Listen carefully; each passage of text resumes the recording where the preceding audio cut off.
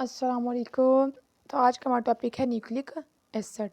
Nucleic acid हमारे पास एक biopolymer है जो कि किससे बना होता है, large number of nucleotide unit से मिलकर बना होता है।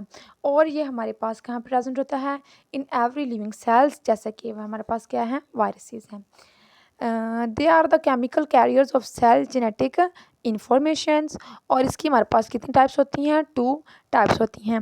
फर्स्ट हमारे पास आरएनए है और सेकंड हमारे पास क्या है, डीएनए है। ठीक है, आरएनए से मुराद राइबोन्यूक्लिक एसिड है और डीएनए से मुराद हमारे पास डीऑक्सी राइबोन्यूक्लिक एसिड है।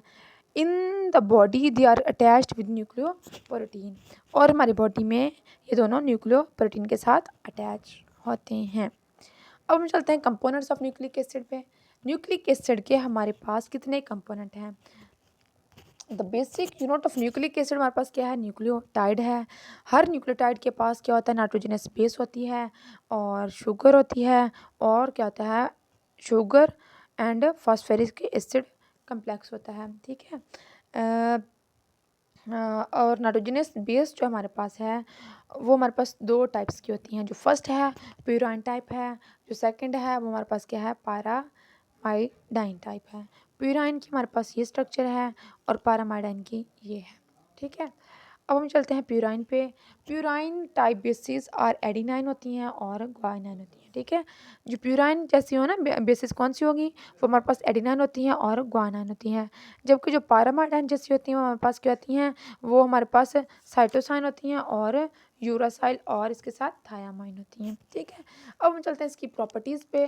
प्रॉपर्टीज़ जो है हमारे पास न्यूक्लिक एसिड की, जो फर्स्ट है वो क्या है, जो फर्स्ट है वो हमारे पास है कि न्यूक्लिक एसिड प्रोवाइड करता है blueprints for the normal growth and development of every living organisms. ठीक हो गया। सेकंड इसकी प्रॉपर्टी क्या है, ये कंट्रोल करता है reproduction and genetic information of living organisms. Third है कि ये इंडिकेट करता है how living organisms undergo mutation, कैसे लिविंग ऑर्गेनिज्म म्यूटेशन अंडरगो करते हैं। अब हम डिफ्रेंशिएट करते हैं बिटवीन किसके दरमियान, आरएनए के दरमियान और डीएनए के दरमियान। इनमें डिफरेंस क्या है। आरएनए में क्या होता है, RNA contain sugar ribose but DNA contain the sugar 2-deoxyribose। RNA में हमारे पास बेसिस होते हैं जैसे कि एडिनाइन, साइटोसाइन होती हैं एंड ग्वानाइन और यूरासाइल। जबकि डीएनए में क्या होती हैं, adenine, cytosine, guanine and thymine. देखें डिफरेंट कहाँ पे हुई बताती हूँ। देखें एडिनाइन इधर है, इधर भी है। सेकंड देखें साइटोसाइन इधर है, इधर भी है। इधर ग्वानाइन है, इधर भी ग्वानाइन है। डिफरेंस यूरासाइल से है। देखिए यूरासाइल इधर है लेकिन इधर नहीं है, इधर थाइमाइन है। ठीक है, इसलिए डीएनए और आरएनए में डिफरेंस है।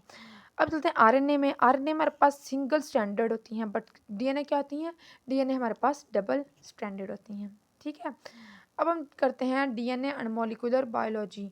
डीएनए और मॉलिक्यूलर बायोलॉजी क्या है वो देखें कि हम जानते हैं कि जो डीएनए है वो किसके लिए रिस्पॉन्सिबल है, वो रिस्पॉन्सिबल है to transfer genetic information from generation to generation. ये जेनेटिक इन्फॉर्मेशन को ट्रांसफ़र करता है वन जनरेशन से सेकंड मतलब अगली जनरेशन तक। ठीक है, इट इज़ ड्यू टू किसकी वजह से होता है, double standard structure of DNA की वजह से, जो हमें किसने दी, जी वास्टर ने एंड एफ क्रिक ने कब 1953 में दी। It was initial discovery of molecular biology. ठीक है, ये इनिशियल डिस्कवरी थी मॉलिक्यूलर बायोलॉजी की। किसके ज़रिए फर्स्ट कैसे हुई, डीएनए की स्ट्रक्चर से हुई। किसने की थी, जे वास्टर एंड एफ क्रिक ने। और it was initial discovery of molecular biology.